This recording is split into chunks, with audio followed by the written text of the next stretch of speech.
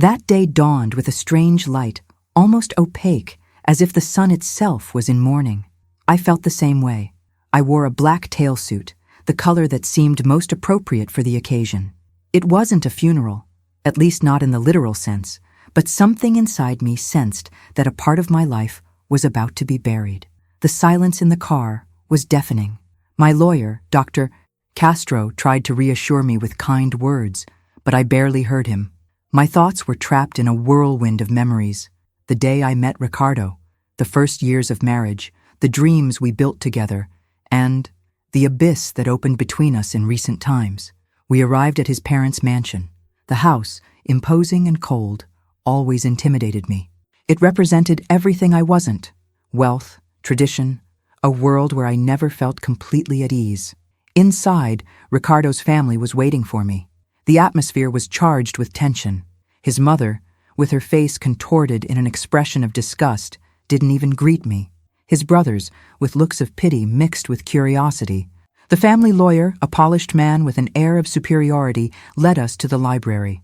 The room, lined with old books and with a characteristic smell of mold and wood, was the perfect setting for what was to come. I sat in one of the leather chairs, feeling everyone's eyes on me. Ricardo wasn't there. He had passed away 3 months ago, victim of a sudden heart attack, an unexpected death that left me stunned and, now, apparently, helpless. The lawyer began reading the will. Each word was like a stab.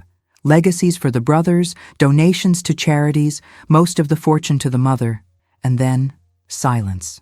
My name wasn't mentioned. Absolutely nothing. I felt the ground disappear beneath my feet. The humiliation was palpable, the poison dripping from the family's gazes. It was official. I was excluded, completely. But they didn't know what I was hiding. They couldn't imagine the card I had up my sleeve. That dinner. That damn dinner. At that moment, the silence in the library was so dense I could feel it pressing against my eardrums. That silence loaded with triumph, with veiled contempt, with a cruel certainty that I was defeated.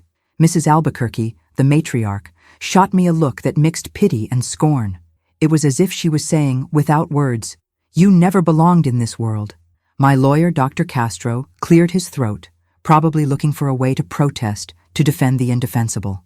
But I interrupted him with a discreet gesture. It wasn't time for inflammatory speeches or appeals to justice. It was time to act.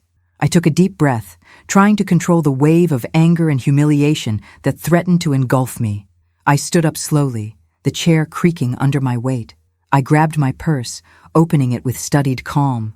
I pretended to look for a tissue, deliberately taking my time.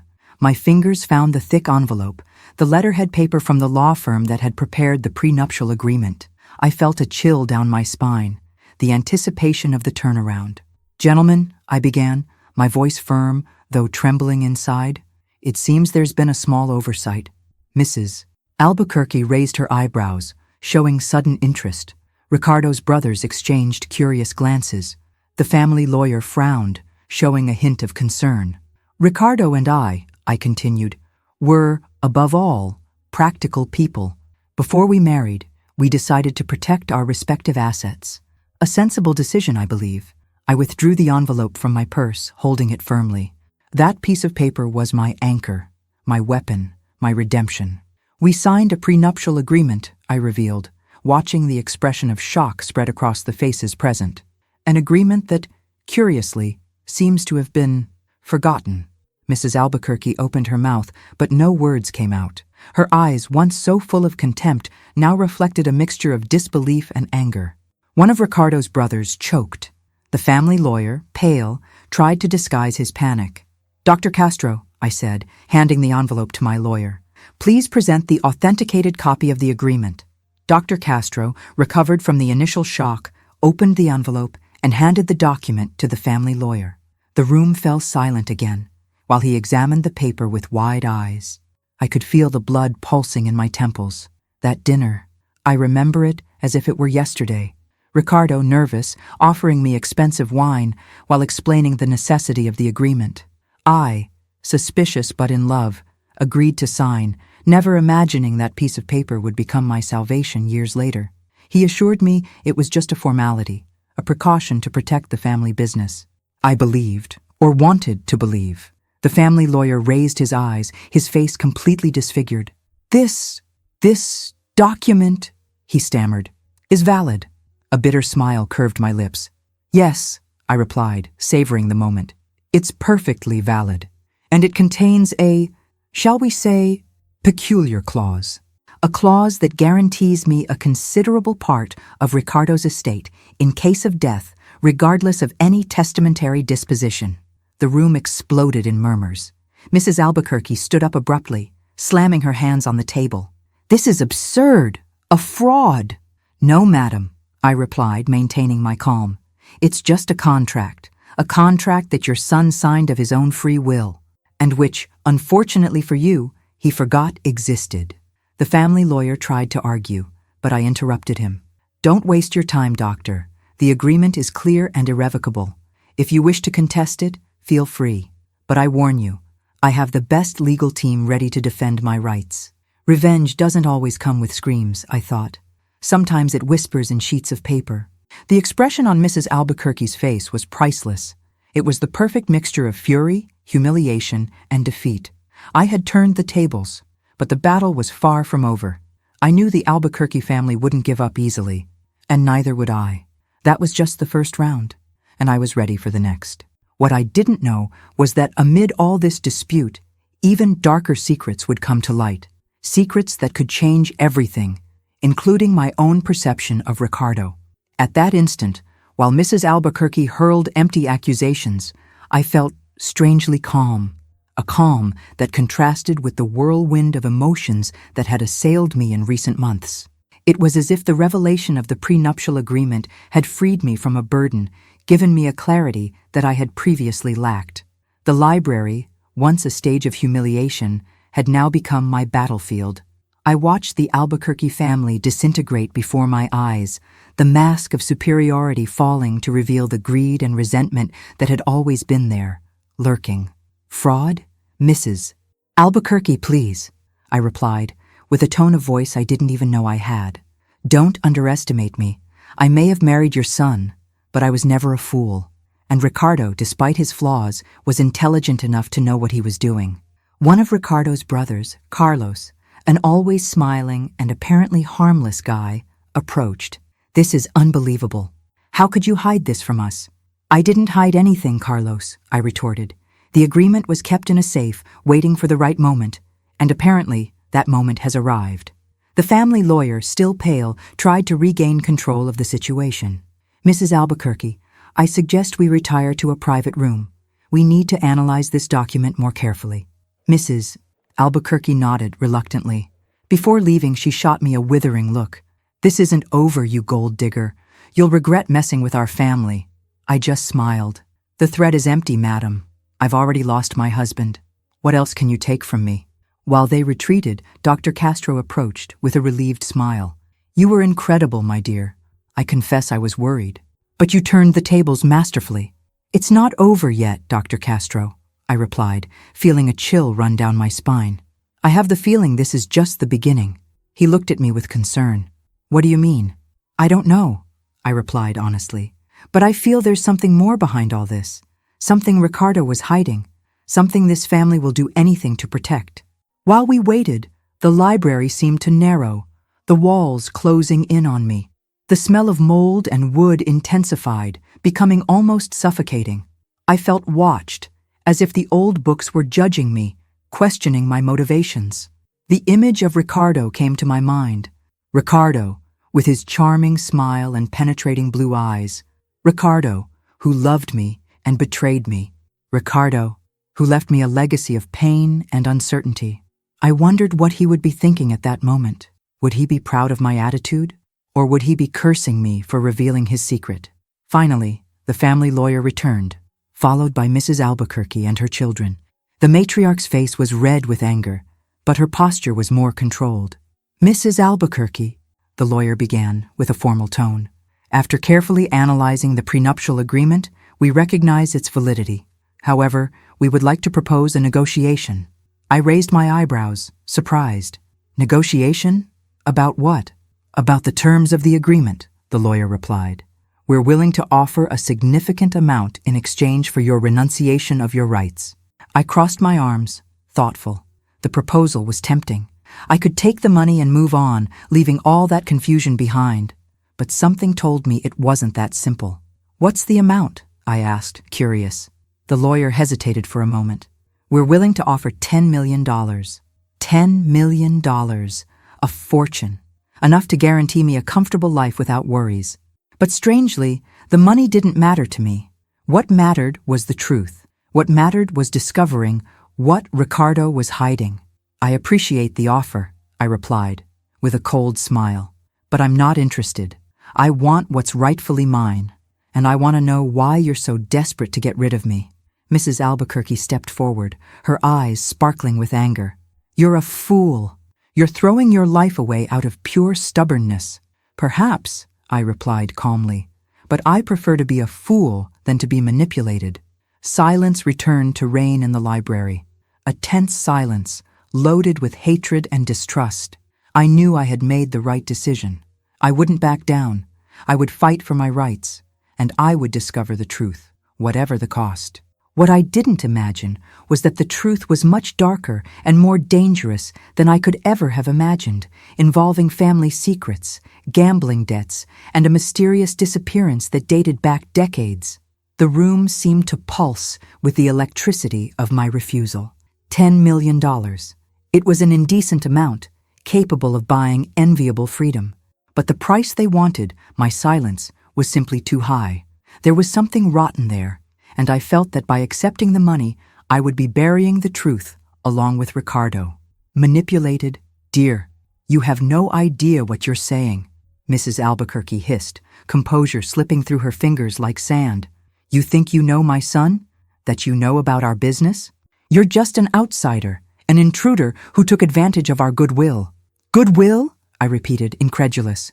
"Your goodwill manifested in every look of contempt, in every word calculated to diminish me. No, madam, I didn't take advantage of anything. I loved Ricardo and believed he loved me too. Maybe I was wrong, but I won't allow you to treat me like trash." Carlos tried to intervene again with his gentle and conciliatory voice. "Come on, people. It doesn't have to be like this. We can resolve this amicably." "Amicably?" I interrupted, laughing humorlessly. "After excluding me from the will? After publicly humiliating me? Sorry, Carlos, but that word has lost meaning for me." The family lawyer, realizing the situation was getting out of control, tried to change tactics. "Mrs. Albuquerque, perhaps we should consider a more generous offer." The matriarch shot him a withering look, silencing him instantly. It was evident that she was the one calling the shots there, and that the idea of yielding to any of my demands was unacceptable. "There will be no other offer," she declared, with an icy voice. "If you don't accept the $10 million, you won't see a cent, and I guarantee we'll make your life hell." The threat was clear, direct, and frightening, but for some reason it didn't intimidate me. On the contrary, it gave me even more certainty that I was on the right path. "Mrs. Albuquerque," I replied with a defiant smile, "I've already lived through hell these past months. I believe I can endure a little more, and as for your offer, you can keep it. I prefer the truth, however painful it may be." I turned to Dr. Castro. "We can go, doctor. There's nothing more to do here." As we walked toward the door, I felt the Albuquerque family's gazes burning into my back. The tension was palpable, almost physical. I knew I had declared war, and that the battle would be arduous and relentless. Already in the car, Dr. Castro looked at me with admiration. "You have nerves of steel, my dear. I don't know where you get so much courage." "I don't know either, doctor," I replied, sighing. "But I feel I need to do this. For me, for Ricardo, and for some reason, I still can't understand." As we left the mansion behind, the image of the library haunted me. The old books, the dark walls, the smell of mold and wood, everything seemed to conspire to warn me of imminent danger. Suddenly, a memory hit me like lightning. An insignificant detail, a casual comment from Ricardo during one of our dinners. He had mentioned that the library was his grandfather's favorite room and that there was a safe hidden behind one of the shelves. A safe where he kept family secrets. A safe, family secrets. The missing piece of the puzzle.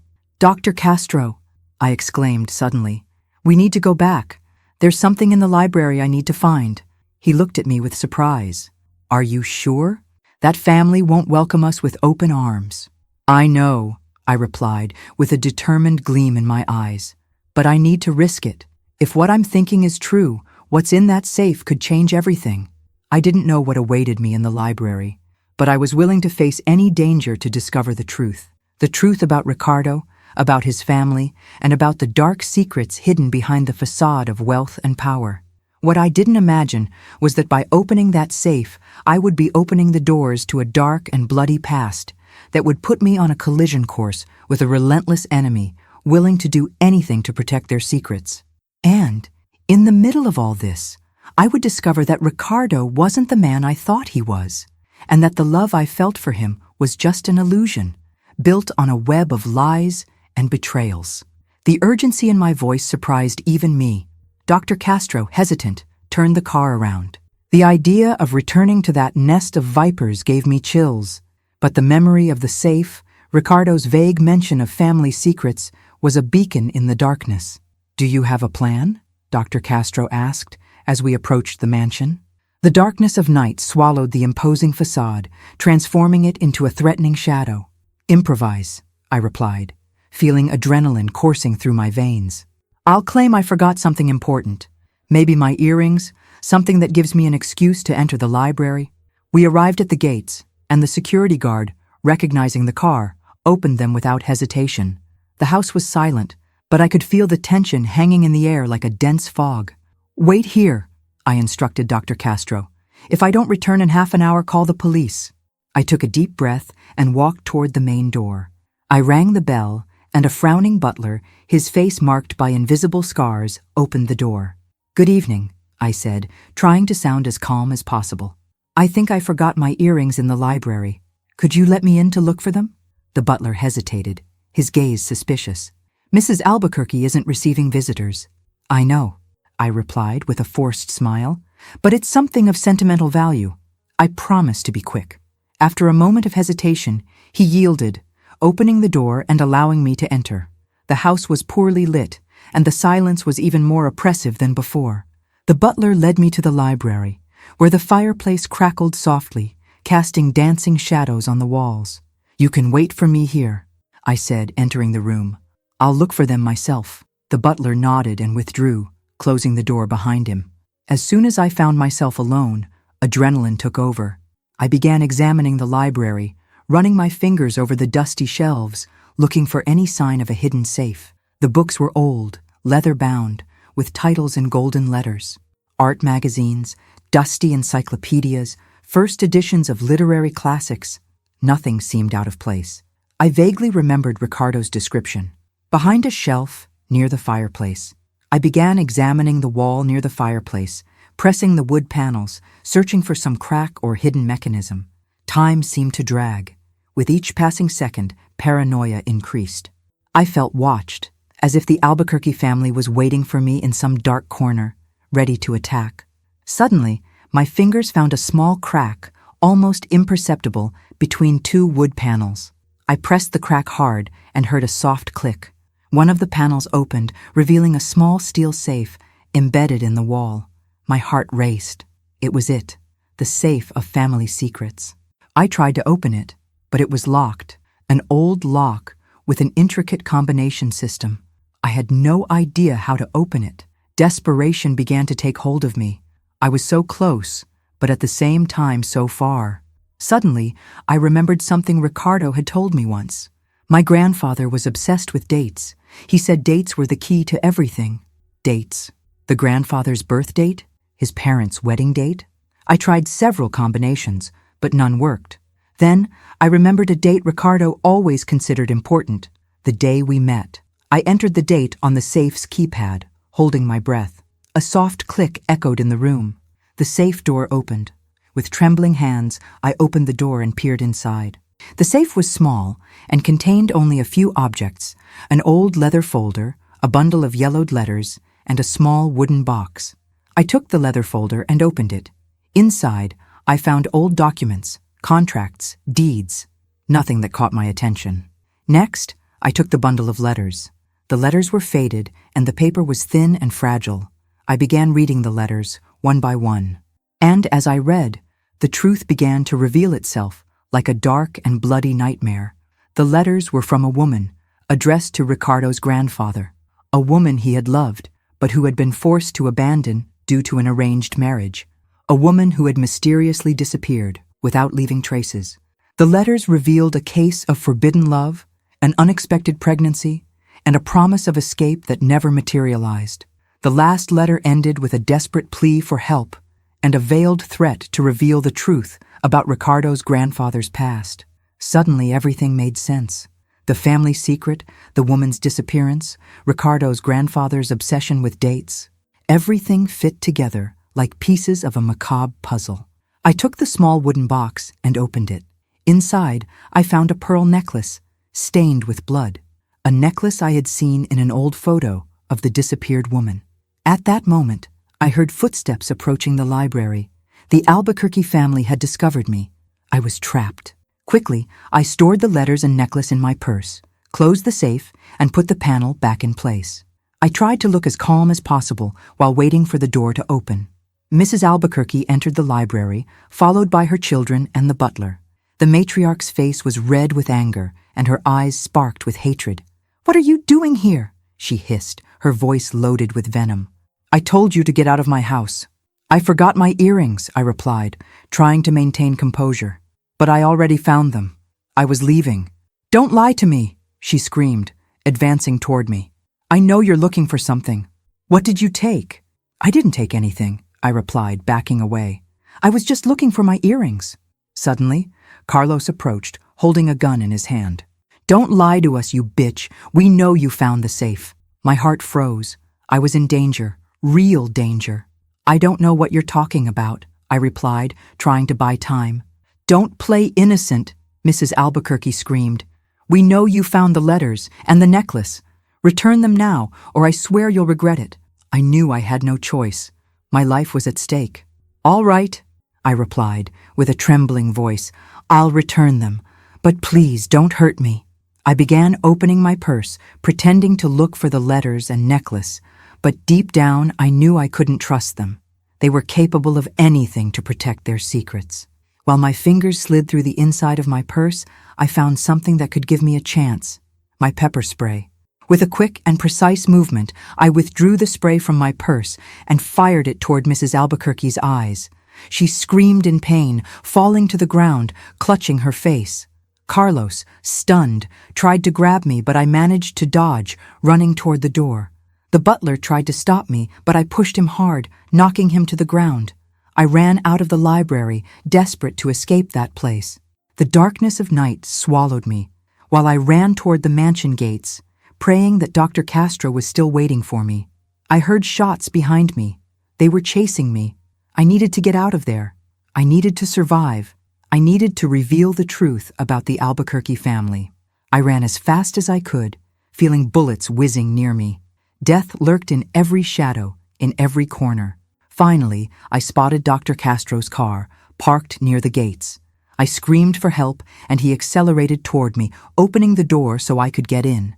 I jumped into the car, and Dr. Castro stepped hard on the accelerator, taking us away from the mansion at high speed.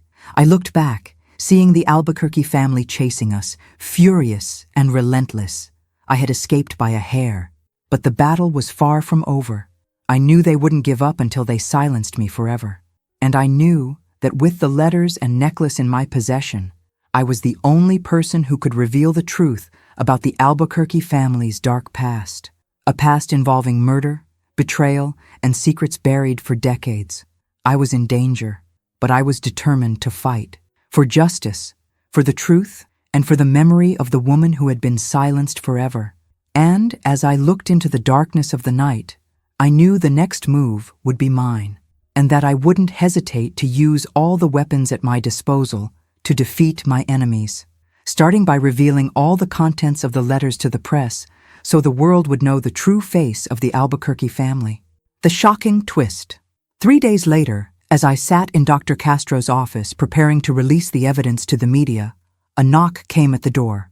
A woman entered, elderly, frail, but with eyes that burned with recognition. She looked exactly like the woman in the photographs from the safe. "My name is Elena Vasquez," she said quietly, "and I'm very much alive." My world shattered. The blood on the necklace wasn't from her murder. It was from the night she gave birth to Ricardo's grandfather's child, a child she had been forced to give up, a child who grew up to become my late husband's father. "Ricardo was my great-grandson," she whispered, "and you, my dear, have been fighting his own family for an inheritance that should have been mine all along." The real twist? I wasn't just Ricardo's widow seeking justice. I was the unknowing heir to a woman everyone thought was dead, fighting against the very people who had stolen her life and her fortune decades ago. The prenuptial agreement Ricardo had insisted on? He had discovered the truth about his heritage and was trying to protect what rightfully belonged to Elena's bloodline, my bloodline, all along. He had loved me not just as his wife, but as the great-granddaughter of the woman his family had wronged. The secret he died protecting wasn't about money or murder. It was about love, redemption, and finally making things right.